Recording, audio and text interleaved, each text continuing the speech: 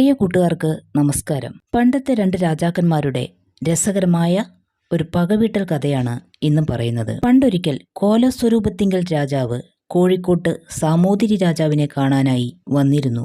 അന്ന് രണ്ടുപേർക്കും രാജാധിപത്യമുള്ള കാലമാണ്. തമ്മിൽ കണ്ടാൽ രണ്ടുപേരും പുറമെ ഭംഗിക്ക് നല്ല സ്നേഹം ഭാവിക്കുകയും അങ്ങോട്ടും ഇങ്ങോട്ടുമൊക്കെ പോവുകയും വരികയുമൊക്കെ ചെയ്തിരുന്നു. ഉള്ളിൽ മത്സരവും പകയുമൊക്കെ ഉള്ളവരായിരുന്നെങ്കിലും പുറമേ അവർ അത് പ്രകടിപ്പിച്ചിരുന്നില്ല.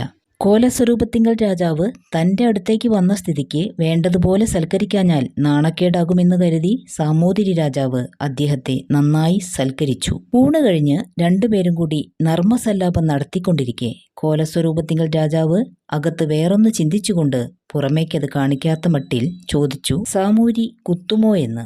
സാമൂതിരി എന്നത് ലോപിച്ച് സാമൂരി എന്നും പറയാലോ. എന്നാൽ ഒരുമാതിരി മൂരി കാള എന്നൊക്കെയുള്ള ആന്തരിക അർത്ഥത്തിലാണ് കോലത്തിരി അങ്ങനെ ചോദിച്ചത്. ഇത് കേട്ട് സാമൂതിരിപ്പാട് ഒട്ടും വിട്ടുകൊടുത്തില്ല. സാമൂതിരിപ്പാട് കോലത്തിരി കത്തുമോ എന്ന്. അതിലെ ധ്വനി എന്താണെന്ന് ഊഹിക്കാലോ. കോലസ്വരൂപത്തിങ്കൽ രാജാവിനെ കോലത്തിരി എന്നും പറയാറുണ്ടല്ലോ. കോലസ്വരൂപത്തിങ്കൽ രാജാവ് ഇത് കേട്ട ഉടനെ ചിലപ്പോൾ കത്തിയേക്കുമെന്ന്, കോലത്തിരി കത്തിയാൽ സാമൂരി കുത്തുകയും ചെയ്യുമെന്ന് സാമൂതിരിപ്പാട്. ഇങ്ങനെയുള്ള നർമ്മ സംഭാഷണങ്ങളൊക്കെ കഴിഞ്ഞ് അവരങ്ങനെ പിരിഞ്ഞു. പിന്നീട് വളരെ കാലം കഴിഞ്ഞ് കോലസ്വരൂപത്തിങ്കൽ രാജാവ് വളരെ വിശേഷപ്പെട്ട രീതിയിൽ പണി കഴിപ്പിച്ചിട്ടുള്ള ഒരു പെട്ടി താക്കോലോടുകൂടി ഒരു ഭൃത്യൻ മുഖേന സാമൂതിരിപ്പാടിനായി കൊടുത്തയച്ചു. ആ പെട്ടിക്കകത്ത് വെടിമരുന്ന് നിറച്ചിരുന്നത് കൂടാതെ പെട്ടി തുറന്നാലുടനെ വെടിമരുന്നിന് തീപിടിച്ച് പെട്ടി തുറക്കുന്ന ആളുടെ മുഖവും ദേഹവുമെല്ലാം കത്തിപ്പോകത്തക്കവണ്ണം ഒരു സൂത്രവും ചെയ്തിരുന്നു. കോലത്തിരി കത്തുമോ എന്ന പ്രയോഗത്തിന് ഒന്ന് കത്തിച്ചു കാണിക്കണം എന്നുള്ളത് ചതിപ്രയോഗത്തിലൂടെ നടപ്പാക്കിയതാണ് എന്ന് പറയേണ്ടതില്ലല്ലോ.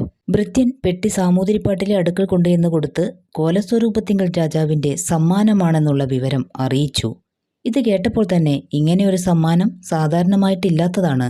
അതുകൊണ്ട് തന്നെ എന്തോ ഒരു ചതിയുണ്ടെന്ന് സാമൂതിരിപ്പാടിന് മനസ്സിലായി. കോലത്തിരി കത്തുമോ എന്ന നമ്മുടെ ചോദ്യത്തിന് ഒരു മറുപടി കൂടിയാവാം ഇത്. ഒരു ചതി മണത്തറിഞ്ഞ സാമൂതിരി ആ പെട്ടി നേരിട്ട് തുറക്കാതെ ഭൃത്യന്മാരോട് അത് വെള്ളത്തിൽ മുക്കിവെക്കാൻ പറഞ്ഞു. എന്നതിന് ശേഷം ഭൃത്യന്മാരെ കൊണ്ട് പെട്ടി കൊണ്ടുവന്ന് തുറപ്പിച്ചു. പെട്ടിക്കകത്ത് വെള്ളം കയറിയത് കൊണ്ട് തന്നെ വെടിമരുന്നെല്ലാം നനഞ്ഞു പോയതിനാൽ കത്തിയതുമില്ല, അപകടം ഉണ്ടായതുമില്ല. ഈ വിവരങ്ങളെല്ലാം ഇതേ പ്രകാരം കോലത്തിരി രാജാവിന്റെ ഭൃത്യന്മാർ തിരിച്ചു ചെന്ന് അദ്ദേഹത്തെ അറിയിച്ചു. തന്റെ പ്രയോഗം ഏൽക്കാത്തതിൽ കോലത്തിരി രാജാവിന് അത്യന്തം ദേഷ്യമുണ്ടാവുകയും ചെയ്തു.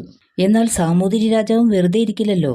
തന്നെ ചതിച്ച കോലത്തിരി രാജാവിന് തക്കതായ ഒരു സമ്മാനം കൊടുക്കണമെന്ന് സാമൂതിരിപ്പാടും ചിന്തിച്ചു. കുറച്ചു കാലം കഴിഞ്ഞതിന് ശേഷം മേൽപ്രകാരമുള്ള ഒരു പെട്ടി തന്റെ ഭൃത്യന്മാർ കൈവശം സാമൂതിരിപ്പാട് കോലത്തിരി രാജാവിനായി കൊടുത്തയച്ചു. അങ്ങോട്ട് കൊടുത്ത സമ്മാനത്തിനുള്ള പ്രതിഫലമായിരിക്കുമെന്ന് കോലത്തിരിയും ചിന്തിച്ചു. സാമൂതിരിപ്പാട് ചെയ്ത അതേ പ്രയോഗം തന്നെ കോലത്തിരി രാജാവും ചെയ്തു. കാരണം കോലത്തിരി രാജാവ് അത്രയ്ക്ക് അങ്ങോട്ട് ചിന്തിച്ചില്ല. തിരിച്ചും വെടിമരുന്ന് തന്നെയാണ് പെട്ടിക്കകത്തെന്ന് അദ്ദേഹം കരുതി. അതുകൊണ്ട് തന്നെ പെട്ടി അപ്പാടെ വെള്ളത്തിൽ മുക്കാനായി ഭൃത്യന്മാരോട് പറയുകയും അവർ ആ പെട്ടി വെള്ളത്തിൽ മുക്കുകയും ചെയ്തു. എന്നാൽ ആ പെട്ടിക്കകത്ത് കടുന്നൽ കൂടുകളായിരുന്നു.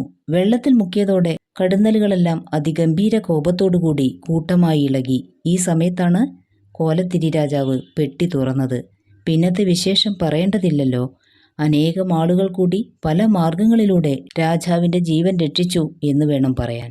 ഇന്നത്തെ കഥാവായന ഇവിടെ അവസാനിക്കുന്നു. കഥ ഇഷ്ടപ്പെട്ടാൽ ദയവായി ഒന്ന് ലൈക്ക് ചെയ്യുക. അതുപോലെ തന്നെ ചാനലൊന്ന് സബ്സ്ക്രൈബ് ചെയ്ത് സപ്പോർട്ട് ചെയ്യാൻ മറക്കരുത്. താങ്ക്